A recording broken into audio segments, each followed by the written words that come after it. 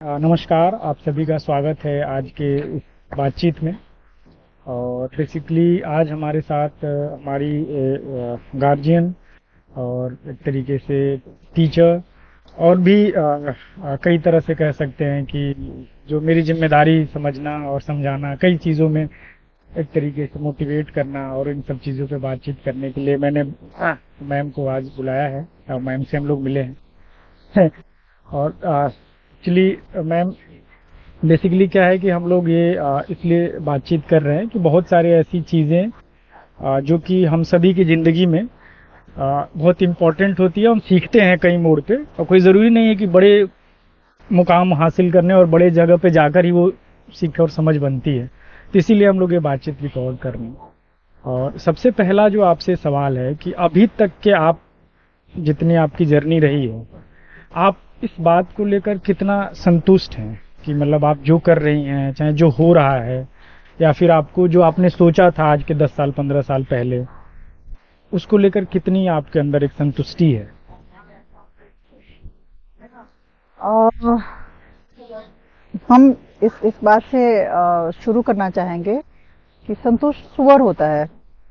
संतुष्टि की जो महत्ता तुम्हारे जीवन में या किसी के भी जीवन में लगता है कि हम संतुष्ट हो गए तो हम खुश हो गए, तो हमको लगता है कि ऐसा नहीं है। ठीक है, संतुष्ट तो तुम सुअर को देखो, कीचड़ में रेंग रहा होता है, बड़ा संतुष्ट होता है।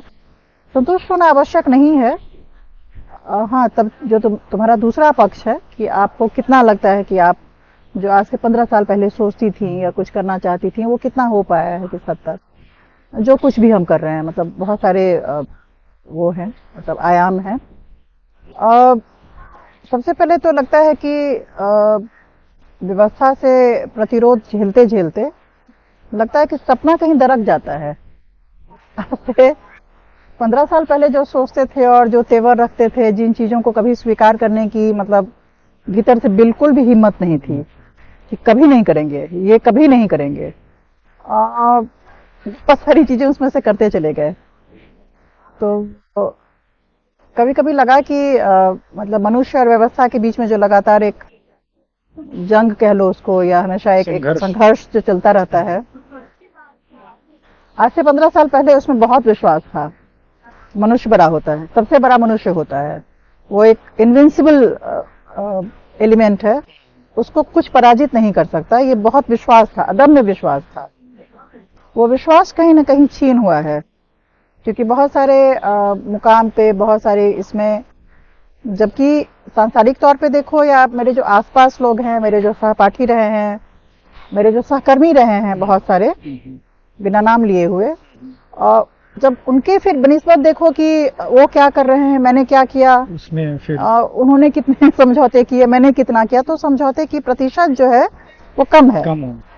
तब वहां पे जाके कहीं ना कहीं मतलब दिल थम जाता है कि चलो ठीक है, सब not too bad, fine, I am not perfect but not too bad. पर अगर तुम एक मानक की बात करो कि हम कोई मानक स्थापित कर पाए, वो कहीं ना कहीं लगता है कि चूक गए। स्पष्ट और ईमानदारी से बात की जाए। जब आप कह रहे हैं कि किसी के आप कंपैरिजन में बता रहे हैं, आप उस समानांतर दौर के लोग, चाहे आपके उस तरह के कई लोग किस तरह, तो मतलब उनके सेटिस्फैक्शन लेवल, चाहे उनके अचीवमेंट्स को आप गिनाना चाह रही हैं क्या? अचीवमेंट्स की बात नहीं है। मतलब एक होती कि व्यवस्था पे आप किस पायदान पे हैं। व्यवस्था के पायदान होते हैं, है ना। तो व्यवस्था के जो पायदान हैं, या फिर जहां तुम मतलब चीजों पे, जिसको कहते हैं पावर टू, एक पावर की जो बात होती है, पावर हायरार्की, हम सब इससे परिचित हैं कि वो क्या होता है। तो वो जो पावर की जो अवधारणा है और पावर का जो कंस्ट्रक्ट है, उस कंस्ट्रक्ट में जहां तक कहते हैं टू अफेक्ट अदर्स लाइफ, दूसरों के जीवन को आप कितना प्रभावित कर पाते हैं, वो जो एक शक्ति होती है हाथ में, पावर में, पोजीशन में, वो कहीं ना कहीं मुझे लगता है कि वो जो उस पायदान पे हैं, वो लोग वो ऊपर खड़े हैं, बहुत ऊपर खड़े हैं। मतलब अच्छा, एक चीज बताएं, मतलब बहुत सारे स्टेज होते हैं, हम लोगों की भी एज है, अभी मानकर चलिए हम 30s के पास हैं। हम लोगों कई सारी चीजों को लगता है कि नहीं, मुझे यही करना है और यही सब कुछ है और यही मेरी एक जो है, मतलब मैं यही करना चाहता हूँ। ये कितने देर तक टिकता है? अच्छा, ये कब तक के लिए होता है इसमें? क्योंकि आज तो हम बहुत ज्यादा स्पीड में हैं, जो चीजें हम थोड़ा लेट कर रहे थे, आज तो और ज्यादा जल्दी होने की संभावना दिख रही है। जो मेरा इस पे ऑब्जर्वेशन है, वो हम इसका कोई फॉर्मूला नहीं है। तुम जो कहोगे कि ये कितने दिन तक टिकता है, इसका कोई फॉर्मूला हो तुमको हम बता दें कि किसी का टिक जाता है। ये जो तुम लोगों का जब 20 से शुरू करते हो, तो बड़ी एक प्रचलित एक वो भी है ना, उक्ति भी है ना, कि 20 में कौन जो है वो मार्क्सिस्ट नहीं होता है और 30 के बाद कौन मार्क्सिस्ट होता है। सिखा दो हमको 30 के बाद। तो ये कुछ नहीं है, इस उक्ति का मतलब ये है कि जीवन की सच्चाइयों से जब तुम रूबरू होते हो ना, और जब तुमको सामना करना पड़ता है, तब देखना है कि तुम्हारी जो सारी वो है ना आइडियलिज्म जो है वो कहाँ पे जाके पटकाती है। मतलब अच्छा बताए, सच्चाई क्या है आप बताएं जीवन का। मतलब जिसको कहते हो कि वेद नहीं आंसर कर पाया, तो पूरा वांग्मय जो है भारतीय, मैं नहीं कह रहा हूँ कि वेद आंसर कर पाया नहीं कर पाया, हम सभी तो एक अपने आप में एक अनुभव है, और उसके अंदर अगर मानकर चलें कि जो आपको लगता है कि कुछ सच्चाइयां अगर वो बताना चाहें कि ये सच्चाई है, ये सच्चाई है, ये सच्चाई है, जो इस दौर में चाहे यहाँ पे खड़ा होकर हम नहीं देख पा रहे होते, उसको हम सच्चाई नहीं कह करके अपना हम ऑब्जर्वेशन कहना चाहेंगे कि जो मैंने देखा और भोगा है, मेरा भोगा हुआ सत्य। तुम्हारा भोगा हुआ सत्य तुम्हारा होगा। तुम मेरे सत्य से को सुन सकते हो, समझ सकते हो, पर तुम उसको जियो ये जरूरी नहीं है। क्योंकि मैंने अपने पहले वाले के सारे सत्य को एज इट इज अगर स्वीकार कर लिया होता, तो मेरी अपनी यात्रा नहीं होती। बिल्कुल ठीक बात। वैसे ही हमको नहीं लगता है कि ये एक सही दिशा होगी, जब आज जो तुम कम से कम 2 दशक का फर्क है हम दोनों में, और हम अपने से 2 दशक के मतलब जो क्रम में हमसे नीचे हैं, उनसे हम ये कहें कि ये सच है और यही सच है। ऐसा कुछ नहीं होता है। मेरा भोगा हुआ सच क्या है ये हम बता सकते हैं, ठीक है? और तुम उसको सुन लो, समझ लो, जो उसमें से लेना है वो ले लो, जो छोड़ना है वो छोड़ दो। और ये जो फिल्टरिंग का जो प्रोसेस है ना, ये जरूर रखो। अच्छा। क्योंकि मेरा सच तुम्हारा सच नहीं होगा, मेरी यात्रा तुम्हारी यात्रा नहीं होगी। उसके बड़े सारे फैक्टर्स हैं, है ना, बहुत सारे फैक्टर्स हैं उसके, तो वो सब सारी बातें होंगी। लेकिन हमको लगता है कि सबसे सुंदर सच ये होता है कि तुम्हारे भीतर अपनी सच की एक अवधारणा है। हाँ, सबसे सुंदर सच हम लोग जी रहे होते हैं, जिसको तुम जी रहे होते हो, उसको ठेस ना लगे, ये ख्याल रखना।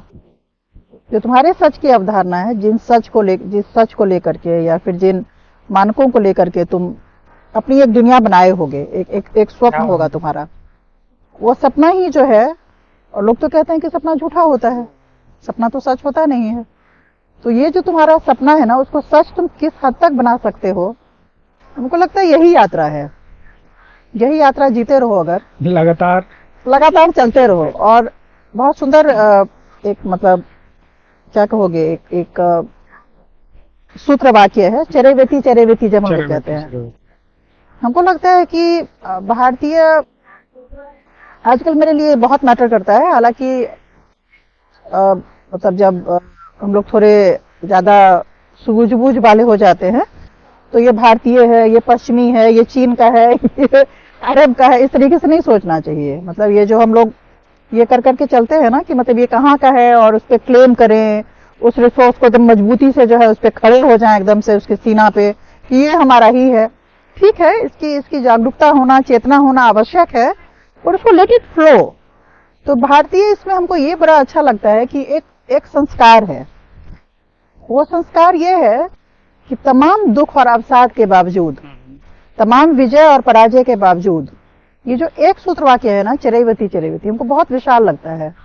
हमको लगता है कि चलते रहना ही एकमात्र सत्य है, तुमको गिरना नहीं है, इसकी अनुमति नहीं है। और एक चीज और है कि कोई मतलब अगर आप मतलब ऐसा नहीं है कि समय तो रुका नहीं है, भले ही आप अपने आप को समझ रहे हैं कि मैं रुका हुआ हूँ, मैं ठहरा हुआ हूँ, तो ये मुझे नहीं लगता है कि ये ऐसा होता भी है। हम चल तो रहे हैं ना कहीं तरीके से सर्कल के अंदर, तो हम भी उसका एक तरीके से मतलब अच्छा, कब ऐसा लगता है, मतलब ऐसा कभी लगा कि नहीं यार मुझे अब इस चीज की बहुत स्पष्टता है, कुछ स्पष्ट समझ में आया जिंदगी में, किसी चीज को लेकर, खुद को लेकर एक स्पष्टता और क्लियरिटी होती है। नहीं, एक ऐसे सवाल है जो कि बहुत सारे इस दौर में जो है समझे जाने चाहिए। कोई जरूरी नहीं है कि हम सिर्फ सामाजिक राजनीतिक हालात। स्पष्टता, जो तुम अभी काल सापेक्ष की बात कर रहे थे, बहुत बड़ी बात कर रहे थे तुम अभी, तो समय नहीं रुकता है। और ये जो समय की अवधारणा है ना, ये पश्चिमी घड़ी के, इससे घड़ी का जो समय है वो समय नहीं, जो काल की हमारी अवधारणा है वो बहुत बड़ी अवधारणा है। और वो सापेक्ष होता है, स्थान के सापेक्ष होता है, व्यक्ति के सापेक्ष होता है। तो ये जो ये है कथन है कि समय रुकता नहीं है, ये बहुत बड़ा कथन है। तो ये जो काल है ना, ये बदलता रहता है। और इसीलिए मेरे ख्याल से ये सोचना कि मतलब जो कल को लगता था कि एकदम स्पष्ट है, यही एकमात्र सत्य है, यही ध्रुव सत्य है, और ये अगर नहीं मिला तो जिंदगी खत्म हो जाएगी, यूनिवर्स समाप्त हो जाएगा, अब वो नहीं लगता है। अब नहीं लगता, मतलब एक्सेप्टेंस कह सकते हैं, या फिर किसी चीज को लेकर आ जाते हैं। नहीं, जैसे तुमने कहा ना कि काल का चक्र है, हम लोगों में तो अवधारणा है ना, काल का चक्र है, काल का चक्र है, वो घूमता रहता है। तो तुम्हारी जो लोकेशन है वो बदलती रहती है, ठीक बात है, तुम एक जगह पे नहीं खड़े हो, ठीक है। तो वैसे भी अगर तुम मान लो कि पश्चिमी जो दार्शनिक हैं, उस दर्शन के इससे भी अगर देखना चाहो जीवन को, तो तुम्हारा लोकेशन और गेज तो चेंज करता रहता है ना। जैसे जैसे तुम्हारा ये तुमको पेड़ जो है अभी इस तरफ से जैसा दिख रहा होगा उस तरफ से नहीं दिखेगा ना, जैसे तुम्हारी काल चक्र के साथ तुम्हारी मतलब घूर्णन होता रहेगा, देखने का तरीका बदलता रहेगा और सच बदलता रहेगा। इसलिए सच जो है वो समय सापेक्ष है, काल सापेक्ष नहीं मतलब सच है, पर ये इतना बड़ा डिस्कोर्स है ना, सच का इतना बड़ा डिस्कोर्स है कि इस पे पूरब ने, पश्चिम ने और तमाम देशों ने अपने अपने सच के अवधारणा और दर्शन को लेकर बहुत चर्चा की है। इसलिए एकदम से मतलब एक जो अवधारणा है उसी से स्टिक करके कि सच यही है, पहले तो सच को समझना होगा ना कि सच क्या है, जिसको लेकर के हम लोग इतने प्रतिबद्ध होने की और आरूढ़ होने की और पैशन की और जोशो जुनून की बात करें, तो पहले तो ये समझना होगा ना कि आखिर वो सच क्या है जिसके लिए हम इतने प्रतिबद्ध हैं। वही क्लैरिटी में ये क्लैरिटी होना चाहिए। तो ये क्लैरिटी, यही हम कह रहे हैं कि ये क्लैरिटी जो कल थी अपने सच को लेकर, अपने समाज के सच को लेकर, इस दुनिया के सच को लेकर के, वो आज नहीं है। और हम इसको ये नहीं कहेंगे कि जो कल सच था वो आज झूठ हो गया, ऐसा नहीं है। तो सच और झूठ के बीच की जो दूरी है, इस अवधारणा का जो एक मतलब आपस में एक वैमनस्य दिखाया जाता है, और सच का जो एक बृहत्तर स्वरूप है, बड़ा स्वरूप है कि सच जो है वो काल, समय और स्थान के सापेक्ष होता है, और उसका बदलना ही सच है। मेरे ख्याल से एक तो सेइंग भी है ना इस पे, only constant is the change. हाँ, मतलब change is the only constant, fine. So एक वही है जो स्थिर है, परिवर्तन होगा ही, और उस परिवर्तन के साथ जो तुम्हारा कल का सच था वो आज नहीं रहेगा, पर उससे वो सच छोटा नहीं हो जाता है, वो उतना ही प्यारा है, उतना ही अच्छा है, उतना ही मूल्यवान है, ठीक है। उसको तुम जी पाए नहीं जी पाए और आज तुम कहाँ शिफ्ट कर गए हो, उसकी मतलब मूल्यांकन हमेशा अपने दिमाग में होते रहना चाहिए। हम कई बार जैसे होता है कि बहुत सारी मतलब समय पे हम लोग वो हो जाते हैं, नहीं होता जिसको आम भाषा में टूट जाते हैं। तो आपको ऐसा अनुभव कितनी बार रहा जिंदगी में, और किस बार ऐसा लगा कि नहीं बिल्कुल इस बार तो नहीं हो पाएगा, मैं नहीं खड़ी हो पाऊंगी, और चाहे गिव अप कर देती हूँ, चाहे नहीं ये देखो, हमको लगता है कि जीवन में, मतलब मेरे जीवन में, चलो, जो सबसे बड़ा एक आधार है वो है दर्शन। और यकीन मानो दार्शनिक हर कोई है, हाँ, हर किसी के जीवन का अपना एक दर्शन है, व्यक्तिगत है, तो चल रहे तो वो जो दर्शन है ना, क्यों कहते हैं, मतलब जैसे ये समझ आई कि दर्शन क्या है और दर्शन क्यों इतना इम्पोर्टेंट है, तो हमको लगा कि ये जो इस पूरी दुनिया का जो क्राइसिस है ना, वो टूटने और बनने के बीच की क्राइसिस है। कब तुमको फील होता है कि तुम टूट गए और कब तुमको लगता है कि तुम बन गए। हो सकता है कि जब तुमको सबसे ज्यादा ये फील हो रहा है कि तुम बन गए हो, तुम सबसे ज्यादा टूटे हुए हो अपनी नजर में। ठीक बात। जब तुमको लगा है कि तुम सबसे ज्यादा टूट गए, बिखर गए, हो सकता है वो तुम्हारा सबसे क्रूशियल टाइम और सबसे कंस्ट्रक्टिव स्पेस हो। यहाँ पे हम निहिलिज्म को लाएंगे। निहिलिज्म भी एक दर्शन है। वो साफ और स्पष्ट कहता है कि किसी भी चीज के बनने के लिए, कंस्ट्रक्शन के लिए डिस्ट्रक्शन जरूरी है। जब तक आप टूटेंगे नहीं, बिखरेंगे नहीं, तब तक नया नहीं चलेगा। ठीक है ना? मतलब तो डिस्ट्रक्शन जो है या टूटना जो है, उसको फिर हम यही कहेंगे कि उसको मतलब ये श्लाघ्य नहीं है, या उसकी हम मतलब उसको चाहे कि ये टूटना आए ही नहीं मेरे जीवन में, तो शायद हम सबसे बड़े मूर्ख हैं। हमको ये नहीं पता है फिर कि टूटना आवश्यक है। मतलब ये देखिए, मैं ये बात इसलिए कह रहा हूँ कि जब हम व्यवहारिक तौर पे इस चीज से गुजर रहे होते हैं, तो इसकी रियलाइजेशन में होते नहीं हम लोग कि हम किसी चीज का मतलब हो सकता है इवॉल्व हो रहे हो।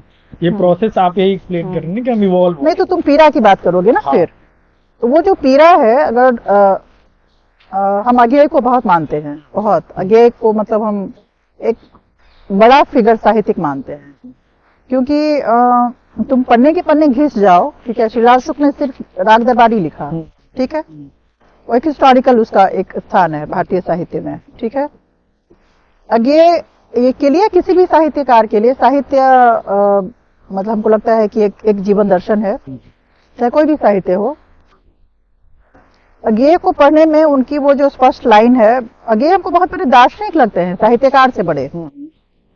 कुछ चीजें जो उन्होंने लिखी हैं वो इतनी सघन लिखी हैं, और उसको हम बहुत फॉलो किए, बहुत मजबूती से फॉलो किए। हमको लगा कि वो हमको एक वो दिया, जीवन को जीने के लिए कुछ 2-4 सूत्र चाहिए होते हैं। जब भी तुम क्राइसिस में पढ़ो ना, तो वो सोच लो कि अच्छा उन्होंने इस समय क्या कहा था, और वो तुमको हेल्प करता है। अच्छा, हाँ, डेफिनेटली वो तुमको हेल्प करता है किसी हम जिसको मानते हो, जिसको हाँ। समझते हो, उनकी बातें हाँ, उस समय में तुमको बहुत उबारती हैं। तो पीड़ा जो है, व्यक्ति जब जन्मता है उसका नाल काटा जाता है, तो पीड़ा से तो आपकी जीवन की शुरुआत हो रही है। अत्यंत पीड़ा होता है, माँ को पीड़ा होती है, बच्चे को पीड़ा होती है। तो पीड़ा जो है वो कोई मतलब अनावश्यक तत्व नहीं है लाइफ का। पीड़ा तो होगी ही, और जो जितनी पीड़ा में रहेगा आगे, उसकी दृष्टि उतनी सघन होगी। तुम बिना पीड़ा के, बिना सोना को तपाए हुए आग में उसको कुछ कर लोगे? तो अगर मान लो कि जैसे हम लोगों का दर्शन है कि हर कुछ में जीवन है, तो वो तो भाई सोना जब तप रहा है तो साहित्यिक दृष्टि से तो उसको तो कष्ट हो रहा है। हाँ, एक साहित्यिक दृष्टि से तप रहा है ना, आग पे है वो, दैट इज बीइंग हीटेड। तो इसीलिए पीड़ा में जब तक नहीं रहोगे, दृष्टि तुमको कुछ भी कर लो नहीं आएगी। इसीलिए जो जब हम लोग इसमें आम लोगों की इसकी बात करते हैं, जनाधार की बात करते हैं, एक जो हमारे जो सर्वहारा है, वो ज्यादा दार्शनिक हैं, वो ज्यादा पीड़ा में रह रहे हैं। तुम सब कुछ कहते हैं ना कि सब कुछ ले आओगे, कलेजा कहाँ से लाओगे? वैसे ही सब कुछ ले आओगे, संघर्ष और पीड़ा कहाँ से लाओगे? और वो तुमको बना रहा है, वो कुछ लोगों के पास नहीं है।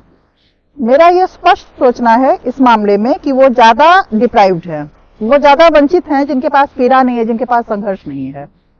संघर्ष होना मेरे ख्याल से बहुत दफे बात उठती है, कल भी मेरे ख्याल से कुछ बात हो रही थी। इंसान को बनाता क्या है? इंसान को बनाने में वे सारी चीजें जिनको कि अब हम बहुत अपने जीवन के निचले पायदान पे रख रहे हैं, वो सारी चीजें बेहद महत्वपूर्ण है इंसान को बनाने में, मनुष्य को बनाने में। और अगर वो नहीं है, पीड़ा, फॉर एग्जाम्पल अभी तुम पीड़ा की बात कर रहे थे, टूटने की, बहुत जरूरी है टूटना। पीड़ा बेहद आवश्यक है। पीड़ा ना हो तो बहुत कुछ नहीं होगा। तुम्हारी सबसे बड़ी बात जो तुमको होगा, तुम अधूरे रहोगे, तुम्हारी सोच विकसित नहीं होगी। सोच को विकसित करने में, तुमको मांझने में जरूरत है उसका। पीड़ा की बहुत बड़ी भूमिका है। इसीलिए मेरे अपने बच्चे हैं, बायोलॉजिकल भी हैं, और जिनको शिक्षा दीक्षा देते हैं उनको भी हैं। बहुत दफे पहले हमको बड़ी छटपटाहट होती थी जब किसी को देखते थे कि कुछ तकलीफ हो रहा है। अब मैंने एक नया दर्शन बनाया है। अच्छा, और जब पीड़ा में होता है तो हम बहुत जल्दी विचलित अब नहीं होते हैं, क्योंकि हम चाहते हैं कि वो पीड़ा में रहे, सीखे, और उससे उबरने की ताकत जो है वो जमा करे। वो जो ताकत है ना, वो जीवन भर का उसकी पूंजी है। तो उसके पास खूब पूंजी हो, ये बहुत आवश्यक है।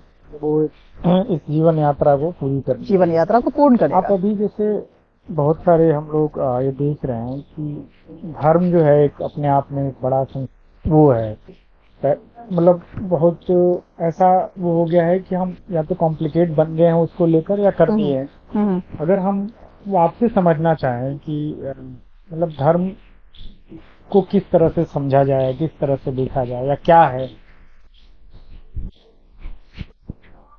आजकल तुलसी पे बड़ी चर्चा चल रही है, बड़े प्रासंगिक हो गए हैं हाँ तुलसी। हाँ हाँ। और जिसको आजकल कहते हैं टीआरपी तुलसी का बहुत बड़ा हो गया है। तुलसी हमको, जैसे अज्ञेय के बारे में मैंने कहा, तुलसी को अगर तुमको समझना है ना तो उनका एक लाइन है धर्म को लेकर के ही, इतनी सुंदर सुंदर तरीके से और सटीक और स्पष्ट तरीके से वो कहते हैं, दया धर्म को मूल है। जो कोई भी धर्म है ना, अगर उसमें दया का एलिमेंट जो है, जो एम्पैथी है, जिसको हम लोग कहते हैं दूसरे के लिए महसूस करना, दया नहीं हो तो वो धर्म नहीं है। और दूसरी बात है, महाभारत की तरफ थोड़ा सा चलना होगा और समझना होगा कि धर्म क्या है। धर्म रीति रिवाज नहीं है, धर्म पूजा पाठ नहीं है। धर्म मनुष्य के भीतर जिस चीज को वो धारण कर रहा है वो एक गुण है, और वो जो गुण है वही उसका धर्म है। जैसे महाभारत में इस बात की बड़ी सुंदर व्याख्या है कि धर्म कहाँ है, धर्म कहाँ और धर्म क्या है।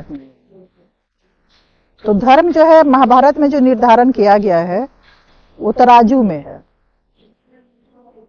तराजू में जब तुम कुछ तौलने के लिए रखते हो तो वो कुछ नहीं देखता है कि वो पदार्थ क्या है, उसका रूप क्या है, उसका रंग क्या है, वो सिर्फ उसकी वजन बताता है। वो सिर्फ तुमको बता देता है कि जो आपने मेरे ऊपर ये रखा है इसका वजन क्या है। और एक बहुत सुंदर एक प्रसंग है महाभारत में, जब एक ऋषि को जो है वो बहुत कठोर तपस्या में लगे होते हैं और बहुत वर्षों की उनकी तपस्या है, और उन्होंने एक शक्ति मेरे ख्याल से उनके ऊपर हो गई है कि उनमें जागृत हो गई है, जिसमें वो दृश्य से क्रोध में जिसको देखेंगे तो वो भस्म हो जाएगा। तो तपस्या में लीन होते हैं तो उनपे एक कौवा जो है वो चटक कर देता है। अच्छा। बड़ा उनको मतलब गुस्सा तकलीफ आता है कि अरे मतलब कौए की ये बिसात की वो हमको मतलब चटक कर दे ऋषि के ऊपर।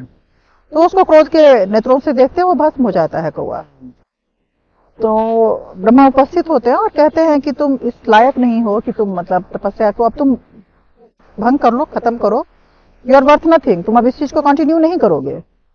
तो वो बहुत विलाप में आते हैं, कहते हैं मेरे इतने वर्षों का मैंने इतना वो किया है, मतलब प्लीज मतलब ये मत कीजिए और हमको एक मौका दीजिए फिर से, कि संताप में है वो बहुत ज्यादा, कि हम धर्म को समझ सकें, धर्म को जान सकें और धर्म पर अपने हम बने रहे। वो कहते हैं पहले तुम धर्म को समझो कि धर्म होता क्या है। तुमको तो यही नहीं मालूम है कि धर्म क्या है। जिस कौवे को तुमने जला दिया अपनी दृष्टि से, तुमने अपने पावर का मिसयूज किया है। ठीक है, तो तुम्हारे पास तुम धर्म के अधिकारी नहीं हो, तुम्हारे पास ये अधिकार तुमको मिल ही नहीं सकता है कि तुम धर्म को पालन करो। वही उनको कहते हैं कि तुम बनारस के इस अमुक इसमें जाओ और वहां ये व्यापारी होगा और उससे जाकर के पूछो कि धर्म क्या है। अच्छा। तो जाते हैं वहीं पे बैठे रहते हैं, उनको ज्यादा भाव देता नहीं, उसका अपना काम है, व्यापारी अपना काम कर रहा होता है, बढ़िया है। तो ब्राह्मण को ये भी है कि भाई बढ़िया से जाकर धर्म कैसे सीखें, हायरार्की में ऊपर है वो। बड़े बेचारे ये होते हैं, पर ठीक है अपना वो सेव करना है तो जाते हैं वहां पे और पूछते हैं उससे। भाव देता नहीं, बोलता हम काम खत्म करेंगे फिर हम आपको बताएंगे, इंतजार कीजिए। इंतजार करते हैं, फिर आते हैं तो बहुत पूछने के बाद वो कहता है कि धर्म इस तराजू में है। और वहीं से ये जो तुला की पूरी अवधारणा है कि धर्म तराजू में कैसे है, क्योंकि वो कोई भेदभाव जो है वो नहीं करता है, वो सिर्फ अपना काम करता है। उसको कर्तव्य, इसको तुम गीता से ही मिला सकते हो, जो हमारा पूरा वो एक कर्मण्येवाधिकारस्ते का जो है कि कर्म ही धर्म है, तुम्हारा कर्म ही एकमात्र सत्य है जीवन का। अपना काम करो और काम पर चलते रहो। चरैवती गीता, ये प्रसंग, ये सब देखो ना कंटिन्यूटी में है, सबका थ्रेड जो है वो एक ही है। तो हमको लगता है कि ये सब सारी बातें समझ करके ही हम समझे तो प्रश्न ये पूछना होता है कि मेरा धर्म क्या है, मेरा सच क्या है, और उस धर्म को निर्धारण भी तुम ही करोगे। एक बात और भी अपने बच्चों को हमने सिखाना शुरू किया है मोरालिटी के बारे में, जो बहुत ही बात उठती है कि मॉरल क्या है, इमोरल क्या है, बहुत ज्यादा। और मैंने स्पष्ट अपने मेरे बच्चे बड़े हो रहे हैं, उनको मैंने स्पष्ट कहना शुरू किया है कि इतना मॉरल और इमोरल का निर्धारण तुम स्वयं करोगे। जिस दिन हम करने लगे तुम उस पर खड़े नहीं उतर पाओगे। ठीक बात है, कभी स्टैंडर्ड से अलग अलग है चीजों के। हाँ। और तुमको हमेशा लगेगा कि हम उसको पूरा नहीं कर पाए और तुम हमेशा हीन भावना से ग्रस्त रहोगे। इसीलिए अपना मानक जो मॉरल का है खुद तय करो, स्वयं बनाओ। जैसे अपना धर्म तय करो, अपना सच तय करो, वैसे ही अपनी नैतिक क्या है और अनैतिक क्या है। ये बहुत मतलब हिस्टोरिकली हम इतिहास के व्यक्ति हैं। ठीक है, मतलब अच्छा एक चीज आप बच्चों को लेकर आए, मतलब हमने चर्चा में मैं कह रहा हूँ कि बहुत ज्यादा अब चीजें जो है कंफ्यूजन, मुझे ऐसा लग रहा है, हाँ। हो सकता है मैं गलत भी हूँ, कि पेरेंटिंग को लेकर है, चाहे एक शिक्षक और स्टूडेंट्स के जो है संबंध हैं, चाहे एक तरीके से ऐसे संबंध जो एक तरीके से मोरालिटी उसमें थोड़ी बिल्ड होती है, उसका एक जो है, या तो क्या आपको लगता है उसमें कुछ नया इवॉल्व हो रहा है, बन रहा है, टूट रहा है, ऐसा कुछ, या फिर बन भी रहा है, टूट भी रहा है, दोनों ही कहेंगे। एक तो हमको शायद एक मेरी ये नई समझ है, नई समझ नहीं पिछले मतलब कुछ सालों से है, कि ये जो हम बाइनरीज में हमेशा देखने की कोशिश करते हैं ना, कि या तो ये है या ये है। वो जो बुश का स्टेटमेंट था, इधर विथ अस और अगेंस्ट अस, ऐसा नहीं होता लाइफ में कुछ। या तो तुम मेरे साथ खड़े हो या मेरे विरोध में खड़े हो, ऐसा नहीं होता है। वही आदमी जो साथ खड़ा है, इधर उधर नहीं, बीच में रहेगा। हम ये कह रहे हैं कि कई बार होता है ना कि वही व्यक्ति जो विरोध में खड़ा होता है कल को साथ खड़ा होता है। बिल्कुल है।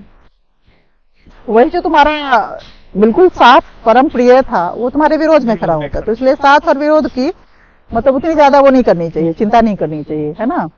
तो स्वयं अपनी छाया जो है वो साथ छोड़ देती है, तो छाया को छोड़ दोगे नहीं, ऐसा नहीं है। तो एनीवे हमको लगता है कि ये जो बनना और टूटना है, कि या तो बन रहा है या टूट रहा है, दोनों ही हो रहा है। नए मानक बन रहे हैं, पुराने मानक टूट रहे हैं। और इसमें हो क्या रहा है, मतलब हमको कहाँ दिक्कत है अगर तुम ये निर्धारित कर रहे हो। हाँ, एज अ पेरेंट चैलेंज क्या है, या एज अ टीचर हमको कहाँ लगता है कि मतलब कुछ खटकता है। वो खटकता है ये नए बनने के और पुराने के टूटने में दिक्कत नहीं है। ये एक हिस्टोरिकल प्रोसेस है। किसी भी इतिहास के व्यक्ति से ये पूछोगे तो उसको टूटने से ज्यादा दिक्कत नहीं होती है, क्योंकि उसको पता है कि ये बना है तो ये अवश्यम भावी है कि ये टूटेगा। ये हिस्टोरिकल प्रोसेस का हिस्सा है ये। लेकिन दिक्कत कहाँ है कि जहाँ ये नया बनने में और पुराने के टूटने में गैप आ रहा है, और उस गैप को जब तक तुम अपना पुराना छोड़ रहे हो, और द्विवेदी को हम लाना चाहेंगे यहाँ पे, हजारी प्रसाद द्विवेदी बहुत सुंदर कहते हैं कि जब एक पैर को तुम आगे बढ़ाते हो तो एक पैर को तुमको पीछे रखना होगा। अगर तुम ऐसा नहीं करते हो और दोनों ही पैर को एक ही बार आगे बढ़ा देते हो, तो तोता था ना जो बोला था कि एक पैर उठाओ तो उठा दिया, बोला अब दूसरा पैर उठाओ, बोला गधे हम दोनों पैर अपना एक साथ कैसे उठाएंगे, हम गिर जाएंगे। तोते तक को इतनी समझ है दोनों पैर एक साथ नहीं उठाना है, एक ही पैर उठाना है। तो सिमिलरली हम सबको ये ज्ञान होना चाहिए कि जब हम नए मानक के लिए अपना पैर एक आगे कर रहे हैं, तो एकदम से किसी भी वैज्ञानिक तौर पर भी जो मनुष्य का जो शारीरिक लिमिटेशन है उसमें भी, और एक हिस्टोरिकल प्रोसेस, एक प्रक्रिया में भी एक पैर आपका मजबूती से पीछे रहना चाहिए। अच्छा, आपकी मर्जी है, दोनों पैर एक साथ उठा लीजिए, गिर जाइएगा। गिरना नहीं है तो एक पैर को पीछे रखिए और एक पैर को आहिस्ते से आगे कीजिए, फिर दूसरे को पीछे कीजिए, फिर मतलब बैलेंस बना रहे, गैप ना हो। क्या रहा है कि पुराना तो बहुत तेजी से टूट रहा है, पर नया जो मेरा सेल्फ क्रिएटेड मानक होगा, या मेरा सेल्फ एक रेगुलेटरी कुछ मेरे सामने होगा, दिशा निर्देश कि हमको क्या करना है और नहीं करना है, नए समय के अनुसार, नए काल के परिस्थिति के अनुसार, वो नहीं बन पा रहा है। हम लोग द्वंद्व में हैं बहुत ज्यादा। उसका एक पूरा फ्रेम नहीं निकल पा रहा है, फ्रेम नहीं निकल पा रहा है, तरीके से पूरा मिक्स हो गया है। और द्वंद्व भी होना आवश्यक है, द्वंद्व होगा ही, और उस द्वंद्व से निकल करके हम क्लियरली कुछ देख पाए ना कि हाँ, मेरी जो यात्रा है वो ऐसे होगी, ये पड़ाव आएंगे, ये नदी आएगा, ये नाला आएगा, ये गड्ढा आएगा, and it's okay, it's totally okay, I am not going to fall, I am going to cross all this and then I am going to go there, that is my objective, this is my way and it will be my journey. ये जो understanding है, ये जो एक बहुत मजबूती के साथ, जिसको हम कहते हैं ना चारित्रिक मजबूती के साथ, इसमें चरित्र भी बहुत बड़ा एक फैक्टर है, चलेंगे, ये शायद मेरे ख्याल से कहीं ना कहीं बच्चों में भी, मतलब और हम नहीं कहेंगे सिर्फ बच्चों में ही, हमेशा यही कह दिया जाता है कि बच्चे हैं, अज्ञान है, उन्हीं को टारगेट किया जाता है, बड़ों में भी। बड़ों में। हाँ, इस नए समय में वो जो गैप है ना, इसी को हम लोग संकट कह रहे हैं। ये एक संकट है और ये संकट का काल है, और संकट के काल में जो हमारा विवेक है और जो हमारी दृष्टि है, जो हमने अपने संघर्ष से जो एक ज्ञान अर्जन किया है, उन सबको बहुत अच्छे से पड़ताल करके एक नए रास्ते पे जाना होगा। अपना धर्म, अपना मानक, अपना मॉरल इमॉरल, नैतिक अनैतिक, सब कुछ हमें खुद तय करना होगा और बहुत स्थिरता से।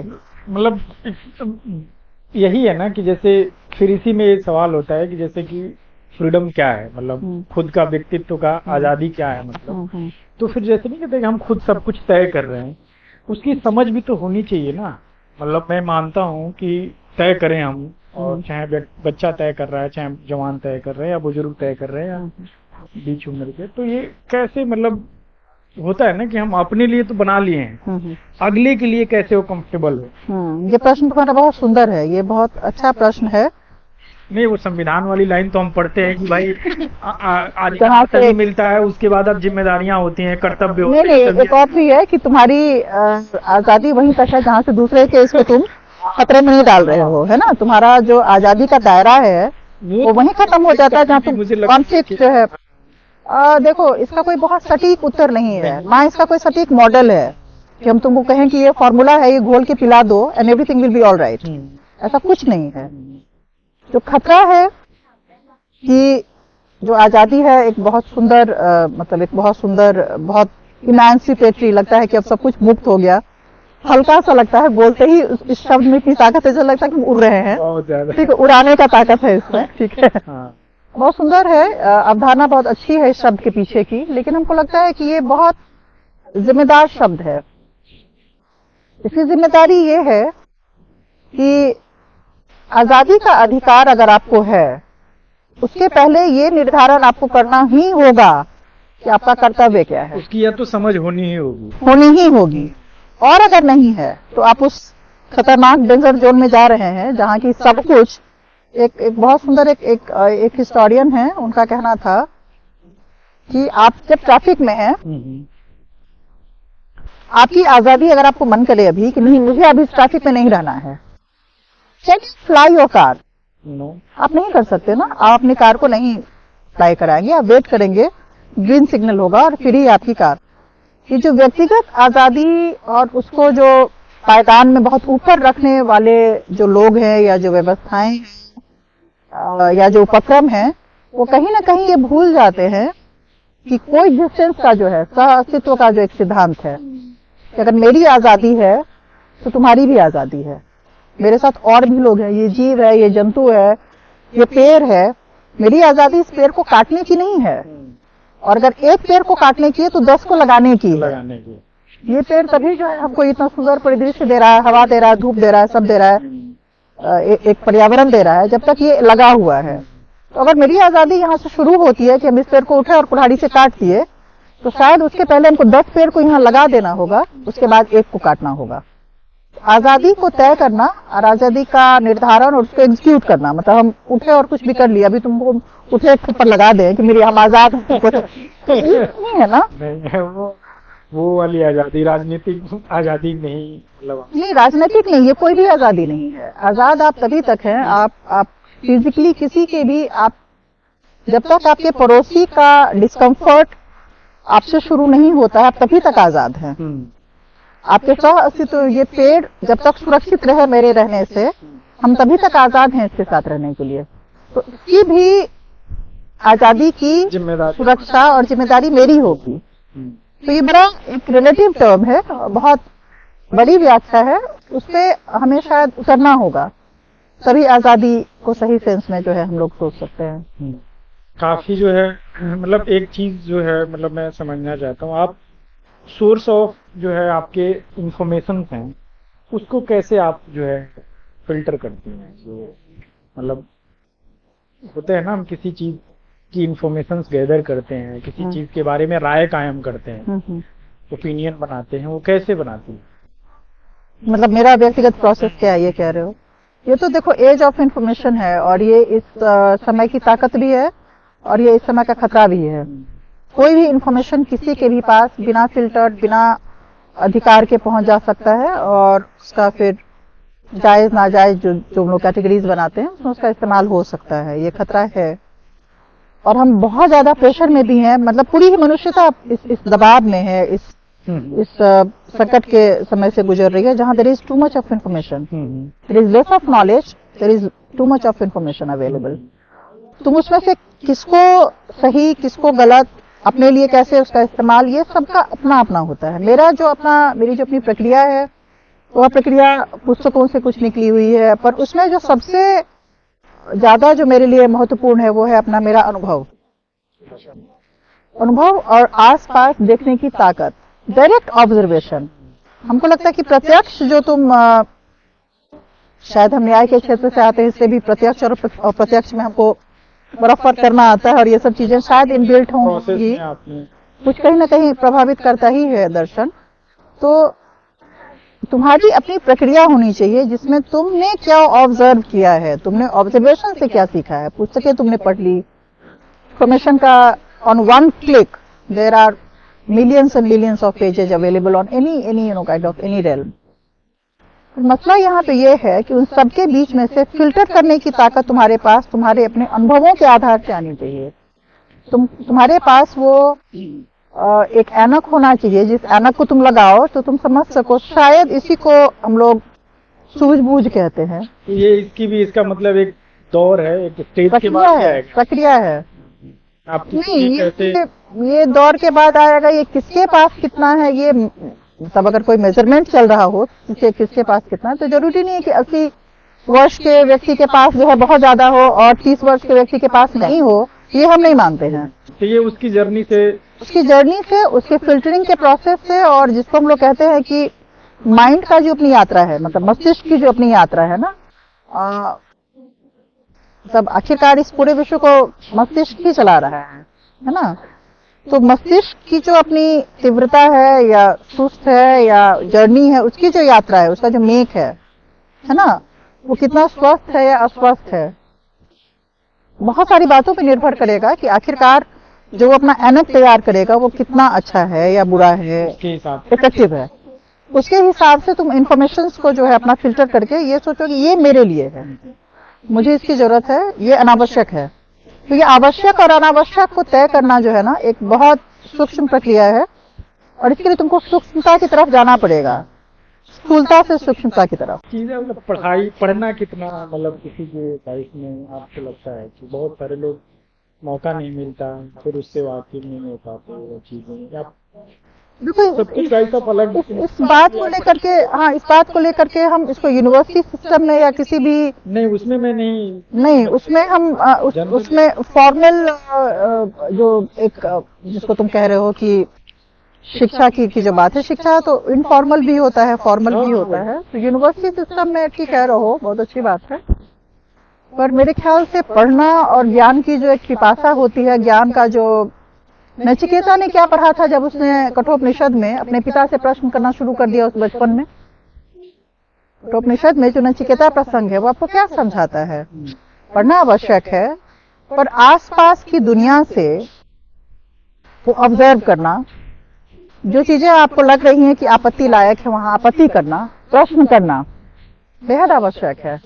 अगर आप प्रश्न नहीं कर रहे हैं, एज इट इज सब चीजों को स्वीकार कर रहे हैं, तो मेरे ख्याल से जो आज से पहले 2000 साल पहले की दुनिया थी वो वहीं की वहीं रहेगी और उसको आप स्वीकार कर रहे हैं, तो फिर आप भी वहीं रहते। आप फिर आज जो है वो सब आपका जो परिवर्तन हुआ है या यात्रा हुई है वो नहीं होता। तो इसीलिए शिक्षा बेहद आवश्यक है, पढ़ना बेहद जरूरी है, बेहद। लिखने से ज्यादा आप कुछ भी लिख सके उसके पहले आपको शायद एक मानक बनाना चाहिए कि आपने पढ़ा कितना है।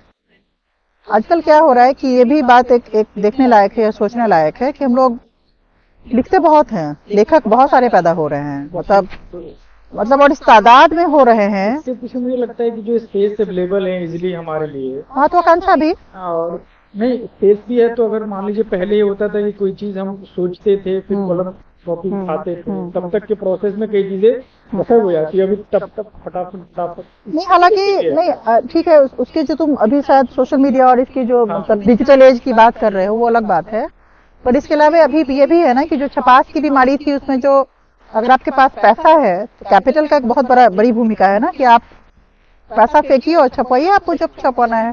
पहले मानक थे, अगर आपका लेख कहीं आ रहा है, अगर किसी अकादमी से आपका कुछ छप के आ रहा है तो कुछ गुणवत्ता थी उसमें, तभी आ रहा था। हालांकि उसमें भी बड़ा गालमेल है, चर्चाएं हैं, किस्साएं हैं, वो अलग छोड़ो, आज तो थे। पर अब तो मतलब जिस जिस जिस त्वरित गति से या जिस गति से उसका क्षरण हो रहा है, और कैपिटल जिस तरीके से सारी चीजों को एकदम से, जिसको कहते हैं नेस्त नाबूद करता हुआ चल रहा है, ध्वस्त करते हुए एकदम स्टैब्लिश हो गया है कि आपके पास पैसा है तो आप मनुष्य हैं, पैसा नहीं है तो आप मनुष्य होने के लायक नहीं। आप बताइए पैसा कितना जरूरी है? बहुत बहुत जरूरी है पैसा, पर उतना ही गैर जरूरी है। नहीं, हाँ सही कह रहे हैं। सुनो तो, हमने पैसे को मतलब पैसा के कोई इस बात को, अगर कोई आप सोचो कि 18-20 साल का युवा युवती अगर इस बात को सुन रहा है तो उसको क्लियर एक वो जाए। नहीं, क्लियर ये वही क्रेडिटी तो मतलब द्वंद्व तो है ही, मतलब समझ तो बने। हाँ नहीं, व्यवस्था ये देख पा रहे हैं कि कैपिटल को या कैपिटल की जो आवश्यकता है, कैपिटल की जो मतलब अनिवार्यता है, उसको कोई भी दूसरा सिस्टम चैलेंज नहीं कर पाया है। पैसे की प्लीज इसको ठीक से समझ लो, इसके कहीं भी गलतफहमी में नहीं रहना कि जो अल्टरनेटिव सिस्टम्स हैं बहुत सारे इमर्ज किए, टूटे गए, इधर उधर लुढ़के जो भी हुए, जो ये पूंजीवादी व्यवस्था है, capital is the king, that's truth. तुम जो हमसे प्रश्न पूछ रहे हो कि पैसा तुम्हारे जीवन में कितना जरूरी है, हाँ मतलब या वो मेरे लक्ष्य के तौर पे जो है कितना रहे, हाँ, मात्रा कितनी, जैसे भी ले, लेकिन मैं ये पूछना चाह रहा हूँ कि पैसे ने होता है ना, तुमने इस बात को समझ लिया, पहला चरण तुमने पार कर लिया, तुमने समझ लिया कि अच्छा ये पूंजीवादी व्यवस्था के हम इसके अंग हैं, हम इसी के अंग हैं, तुम और किसी चीज के अंग नहीं हो, इसी के अंग हो। प्लीज पहले एक्सेप्ट कर लो, समझो, एक्सेप्ट करो, और फिर ये तय करो कि ये जो व्यवस्था है, ये जो पैसे से चलती है, पैसा जहाँ पे सर्वोच्च पायदान पे खड़ा है, वो मेरा लक्ष्य है या नहीं है, ये तुम तय करोगे। क्योंकि उसके जो गुण दोष है, उसके जहां तक गुण है वहीं दोष भी है। जहाँ पे लाखों का जो क्षरण है, या मतलब एक ही मिनट में तुम किंग हो, दूसरे सेकंड में तुम जीरो हो, ठीक है। अभी हाल ही में तुमको कहाँ ले जा, नहीं, मैं ऐसे ही पूछा, हो रहा है सबके साथ बातें क्या नहीं, कई ये चरित्र, ये जो भी नया है, वाली की बात नहीं सुनो तो एक मिनट, हम ये कह रहे हैं कि ये जो नया किस्सा आया है, ये उस व्यक्ति का चरित्र नहीं, ये पैसे का चरित्र, ये कैपिटल का कैरेक्टर है। अभी ये हुआ है, किसी और के साथ होगा, किसी और इतिहास में बहुत सारे हो चुके हैं, कल लाख थे आज खाक है, ठीक है। मैं ऐसा उस संदर्भ में पूछ रहा था कि कोई भी चीज कर रहे होते हैं जीने के लिए, समझने बहुत जरूरी है पैसा, कि उस हिसाब से प्रायोरिटाइज करना। नहीं, पैसा बहुत जरूरी नहीं, जरूरी है नहीं किसी से कहो, बेहद जरूरी है, पर पैसा आपके लिए कितना जरूरी है और उस जरूरी के लिए आप क्या क्या करेंगे, ये आप तय करेंगे। बस ठीक बात। आप उसका गुण जहाँ देख रहे हैं, वहीं पे दोष भी देखने की क्षमता रखिए ना, गुण दोष दोनों देखिए, फिर कूल माइंड के साथ बैठ करके तय कीजिए कि मेरे जीवन में ये जो हम ये पत्ता पेड़ पत्ता इसके नीचे बैठ के सोनू से जो बात कर रहे हैं, मेरे लिए ये जरूरी है, ये हमको पावरफुल फील कराता है, ये जो आत्मीयता है मेरे लिए ये जरूरी है, या अभी वॉशिंगटन पोस्ट को जो है 15 लाख रुपया दे करके इंटरव्यू दे रहे होते, उसकी अहमियत है मेरी। सही बात। ये तो तय हमको करना होगा, ये हम तय कर रहे हैं, और हमको जो सुख मिल रहा है, हम मेरा पावर कहाँ है, मेरी शक्ति कहाँ, मेरी आत्मीयता कहाँ है, मेरा सोल कहाँ है, ये तो कोई दूसरा तुम्हारे लिए तय नहीं करेगा, माफ कर दो, ये तो तुम ही को तय करना होगा, ये हम ही को तय करना होगा। व्यक्ति का आखिर भाई कोई वैल्यू है ना, तुम्हारा होना कहाँ पे साबित हो रहा है कि तुम हो, जहाँ पे तुम पैसा है, ठीक है जीने के लिए जरूरी है, परम आवश्यकता तो है, पर वो मेरा एकमात्र साध्य नहीं हो सकता है, या लक्ष्य नहीं हो सकता है। पैसा है, मैं कमाऊंगा, अपना जीवन यापन आजीविका आवश्यक है, पर एकमात्र सच नहीं है, वो एक पड़ाव है। अच्छा, एक मतलब आखिरी सवाल ये करोगे, मैं पूछ रहा हूँ, which religious texts have given you the wholesome idea about life and things? Just one religious text. मतलब हाँ, प्रिफर्ड करें आप। अभी अभी मतलब आपने जितना चूंकि पढ़ा पिछले कुछ दिनों में आप तब पढ़ा तो थोड़ा बहुत है, लेकिन उस समय हमको लगता है कि चूंकि मेरा सीता पे बहुत काम और चल रहा है, लगातार वैदेही पे चल रहा है और चीजों को हम समझने की कोशिश कर रहे हैं अपने तरीके से, तो जो चीजें हमको पहले बहुत गैर जरूरी लगती थी या लगता था कि चूंकि अपनी थी, उस क्षेत्र से हम आते हैं, तो सीता हमारी बेटी हैं, हमारी मतलब पुत्री हैं, हमारी माँ की तरह हमारी आराध्या हैं, तो लगता था कि हाँ मतलब है, बस हैं, मतलब नो बिग डील, फाइन। पर जब जिंदगी के बहुत सारे पड़ाव से गुजरे और फिर जब तुमको बहुत कष्ट और पीड़ा होता है ना, तो तुम अपने पैर की तरफ देखना शुरू करते हो। तुम्हारे पैर कहाँ पे खड़े हैं, तुम कहाँ खड़े हो, अपने जमीन की तलाश तुम करते हो। और उस समय जब हम पीछे मुड़ के देखते हैं तो हमको रामायण की वो सीता दिखाई पड़ती हैं। रामायण एज अ टेक्स्ट हमको दिखाई पड़ता है, जो हम लोगों में एक नियम भी है। हम लोगों में जीवन में जब तुमको मतलब नियम नहीं कहोगे कि एक प्रैक्टिस है हम लोगों में, कि रामायण की चौपाइयों और दोहों से ना तुम जब इसमें होते हो, हम की स्थिति में होते हो ना, द्वंद चल रहा होता है, ये करें कि नहीं करें, तो एक हम लोगों में नियम है, इसमें तुम एक कैलकुलेशन है कि वहां पे रखो और दोहे पे हाथ रख करके जहां पे जा रहा है उस दोहे का अर्थ देखो। ये इतना इंटेग्रल है हमारे लाइफ में रामायण, ठीक है। तो जहां पे जा रहा है उस दोहे को तुम पढ़ो, वो तुम्हारा आंसर होगा।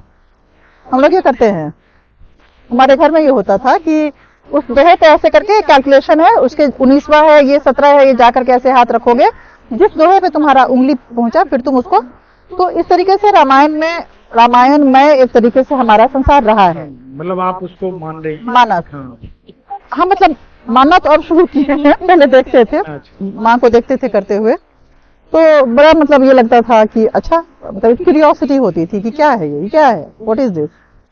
समझते अब हैं, देखते उस समय थे, अब समझते हैं तो लगता है कि मानक तय करने में इस टेक्स्ट का, रामायण का, उसके अलग अलग इंटरप्रिटेशंस हैं। एक इतनी विशाल अवधारणा है कि यहाँ से लेकर के सिर्फ भारत में नहीं, भारत में तो अनंत पाठ है उसके, साउथ ईस्ट एशिया में देख लो, मतलब इतने बड़े चरित्र का, राम जैसे बड़े चरित्र का, सीता जैसे बड़े चरित्र का, और दोनों ने एक दूसरे मतलब फिलोसॉफिकली देख लो, स्पिरिचुअली देख लो, मतलब इतने इंटरेस्टिंग, मतलब इतने रोचक, मतलब इनका जो व्यक्तित्व है, इनका जो पूरा जीवन है, क्या करना चाहिए क्या नहीं करना चाहिए, क्या उचित है क्या अनुचित है, इन सबके ज्ञान के लिए हमको लगता है कि दिस गोज विदाउट सेइंग कि तुमको रामायण चाहे जिस भाषा में तुम पढ़ो। और हम तो ये लोगों को बहुत कहते हैं कि कोई आवश्यक नहीं है कि आप वाल्मीकि ही पढ़ें, कि तुलसी पढ़ें, कि आप जो भी मानक है हमारे, जैसे लालदास का रामायण है, चंदा झा का रामायण है, आप मैथिली में पढ़ें, बांग्ला में पढ़ें, बांग्ला में 4 किस्म का रामायण है, तेलुगु में पढ़ें, उड़िया में पढ़ें, बांग्ला में पढ़ें, आप अपनी भाषा में रामायण का किस्सा जरूर पढ़ें। क्योंकि रामायण जो है आपको, और मेरा अपना पिछला 1-1.5 साल का 2 साल का एक्सपीरियंस भी रहा है, और ये विचित्र भी है थोड़ा कि हम लोग सोचते हैं कि ये इतना पॉपुलर है और सबको सब कुछ पता होगा। जो खास करके आज के जनरेशन और जो मतलब 30-35-40 साल के भी जो व्यक्ति हैं, लोग हैं, स्त्रियां हैं, पुरुष हैं, बहुत सारी बातें उनको पता नहीं है। और वो जब पता उनको चलती है, उनके साथ कहानियां बताओ, उनको शेयर करो किसी भी माध्यम से, तो वो बेहतर फील करते हैं। कईयों ने मेरे साथ सीता की बहुत सारी जो कहानियां हैं उनको सुनने के बाद मुझे कहा है कि मुझे बहुत ताकत मिली है। और मुझे बड़ा आश्चर्य होता है कि आज तक भारतीय वाङ्मय में सीता को सबसे कमजोर चरित्र कहा गया। हाँ, मतलब सिर्फ गांधी हैं जो कहते हैं कि त्याग वही कर सकता है जिसके पास ताकत हो, और इसीलिए सीता जो है वो सबसे बड़ी ताकतवर जो है, वो उनकी आराध्या है, वो गांधी की आराध्या है, विवेकानंद की आराध्या है। वो विवेकानंद तो उनके लिए जिस एक्सट्रीम तक जाते हैं कि अगर आप सिर्फ सीता को जानते हैं इस संसार में, तो आपके लिए आइडियल जो है, आदर्श का निर्धारण वही हो गया, दैट्स इट, क्लोज इट। तो हमें चर्चा की शुरुआत सीता से ही करनी चाहिए कर सकते थे। तो रामायण पढ़ें, हाँ, विवेकानंद को पढ़ें सीता के संदर्भ में, गांधी को देखें, और रामायण को पढ़ना। एक धर्म ग्रंथ की तुम बात कहे हो, तो पढ़ी तो धर्म ग्रंथ रामायण के बहुत सारे, मेरा कुछ शोध भी है उस पर, अन्य भाषाओं में भी मैंने पढ़ी है, और मतलब उस पर एक मेरी समझ भी बनी हुई है। वो पढ़ना मुझे लगता है बहुत गहनता के साथ बेहद आवश्यक है। और वहीं चूंकि दो हमारे सामने मतलब खास करके ग्रंथ के इसमें, ग्रंथ तो बहुत सारे हैं। हमारा जो वो रहा है मतलब भारतीय परिवेश जो है वो सब कहते हैं कि ओरल है, ओरल है, ओरल भी है, पर टेक्सचुअल तो इतना रिच ट्रेडिशन रहा है, टेक्स्ट हमारे पास इतने सारे हैं और इतने ज्यादा हैं, सिर्फ ओरल ट्रेडिशन नहीं है, मतलब उसमें टेक्सचुअल भी है, ओरल भी है। प्लीज बाइनरी में मत देखिए हमारे ओरल है तो टेक्स्ट गायब था, बहुत सारे टेक्स्ट हैं। टेक्सचुअल ट्रेडिशन रिच रहा है, ओरल ट्रेडिशन रिच रहा है, क्योंकि ग्रंथ की बात किए हो। और अमूमन जो है उत्तर भारतीय और हम लोगों की तरफ जो है वो रामायण और महाभारत का चलता रहता है। महाभारत के बारे में बेचारे सबने उसको दंडित कर दिया, महाभारत घर में नहीं रखो नहीं तो महाभारत होगा, तो घर में रखता नहीं है, वैसे बाहर कर दिया इसको रामायण। पर उसकी भी एक बेहद खास बात है जो मेरे बच्चे ने कही थी मुझसे, वो हम रिपीट करना चाहेंगे। हम उसको महाभारत दिए पढ़ने के लिए, उसका एब्रिज्ड वर्जन था इंग्लिश में, चाहते थे कि उसको सारी मैथोलॉजी का ज्ञान हो। Mythology makes you rich and very very creative, बहुत उनको क्रिएटिव बनाता है मैथोलॉजी पढ़ना। तो इस सब बात की समझ थी मेरे अंदर, तो ऐसे ही पूछे, हम बोले कि सुनाओ बिटवीन रामायण एंड महाभारत क्या मतलब बेहतर है, किसको तुम कहोगी कि ये पढ़ना चाहिए। And she told me in very plain language and I was astonished that Ramayana is black and white and Mahabharata is grey and more human, right. मतलब ये मैं इस तरह समझूं कि ज्यादा जो मनुष्य का जो वास्तविक जीवन है, जो वास्तविक जीवन है, जीवन जो है, जीवन के जो शेड्स हैं वो बड़े सारे हैं, है ना। तो उसमें ग्रे हम लोग उसी सेंस में इस्तेमाल करते हैं कि सिर्फ ब्लैक एंड व्हाइट ही नहीं है, तीसरा भी है, चौथा भी है, पांचवा शेड भी है।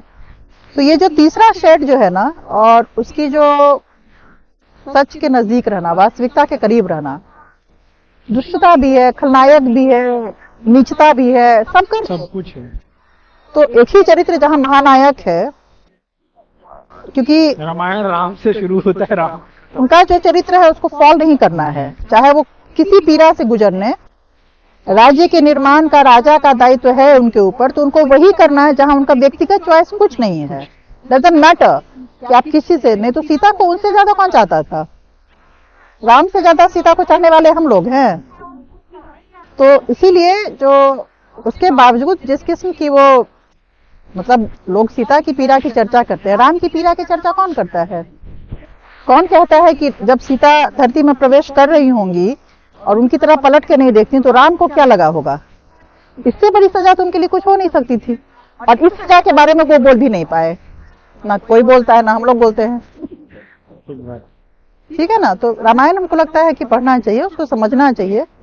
हमारे धरती से इतने सारे रामायण नहीं लिखे गए होते अगर इस कथा में कुछ इम्पोर्टेंट नहीं होता। मतलब ये भी है, बहुत सारे और बहुत सारे हैं, आपकी मतलब चॉइस पे है, या फिर आप सब पढ़िए। यूनिवर्सिटीज की भूमिका होनी चाहिए, या जो शिक्षा हमारे पास शिक्षालय है उनकी भूमिका होनी चाहिए कि रिलीजियस टेक्स्ट का बचपन से ही, मतलब प्राइमरी सेक्शन से ही, सेकेंडरी सेक्शन से ही करिकुलम में होना चाहिए। वो क्या होता है ना कि हम लोग वही पढ़ते हैं जो करिकुलम में होता है, पढ़ लीजिए तो पढ़ लिए। ये थोड़ा सा मतलब एक है कि बहुत सारी डाइवर्सिटी है, उस संदर्भ में थोड़ा सा इसका नहीं, जैसे अभी जेएनयू में कुछ दिन पहले ही बड़ा अच्छा एक हमारे ही बहुत प्रिय हमारे प्रोफेसर है, उन्होंने इंट्रोड्यूस किया है। बाइबल भी है उसमें गीता भी है, कुरान भी है, उसमें रामायण भी है, हाँ वेद का एक मतलब एक मिक्सचर जैसा है। सारे जो एपिक है हमारे एपिक्स को वो करके वो ऑफर कर रहे हैं, कोर्स ऑफर कर रहे हैं। तो एक्लेक्टिक होना चाहिए, ऑफर करें उसको, और उसके बाद बच्चों को सबका ज्ञान होना चाहिए, उसके बाद वो चूज करें। तुम कैसे कह सकते हो कि क्या अच्छा है क्या बुरा है, तुम जान ही नहीं है, तुम जानते ही नहीं, पता ही नहीं है कुछ तुमको। वही हो रहा है, हम सारे चीजें अच्छा है बुरा है, ये करना है वो नहीं करना, बिना जानकारी के कर रहे हैं निर्णय। एक आखिरी सवाल फिर, आपके हिसाब से क्या है, मतलब खुशी क्या है? खुशी क्या है हमारे हिसाब? आदमी कहते हैं ना हैप्पीनेस, वो मुझे नहीं समझ में आया, जैसे कंफ्यूजियस, मुझे मैं अपने समझने के लिए पूछ रहा हूँ।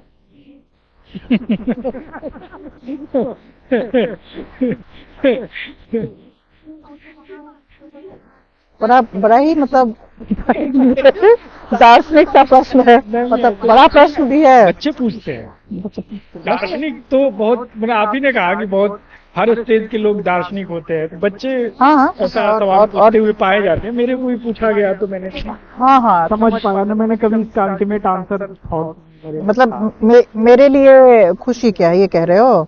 हाँ, मतलब आपने या हम खुशी को कैसे समझते हैं? अच्छा, हाँ, खुशी मेरी मित्र तो थी। एनीवे, इस पे हम एक कुछ कहना चाहेंगे। अभी अभी कुछ दिनों पहले हम अपने बच्चे की विद्यालय में बैठे हुए थे, तो एक काउंसलर थी उसी के स्कूल में, वो आई मेरे पास और आदर्श माँ बनते हुए जो है बड़ा अच्छा से बघाड़े अपना। हम बोले कि हमको लगता नहीं है कि ये मार्क्स वार्क्स कुछ मैटर करता है या बच्चे का अचीवमेंट मेरे लिए मैटर करता है, बच्चे को बस खुश होना चाहिए। उन्होंने पूछ दिया आपसे?